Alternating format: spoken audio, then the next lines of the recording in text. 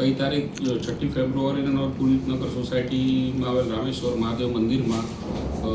બે ઈસમોએ ચોરી કરેલી અને એ બાબતે પૂજારીએ ફરિયાદ આપેલી અને એમના દાનપેટીમાંથી રોકડ રૂપિયા અને અમુક વસ્તુઓની ચોરી થયેલી, જે બાબતે ફરિયાદ આપતા ફરિયાદની તપાસ કરેલી અને ફરિયાદ બાબતે તપાસ કરવામાં આવેલી અને ઉપરોક્ત સીસીટીવીના આધારે બે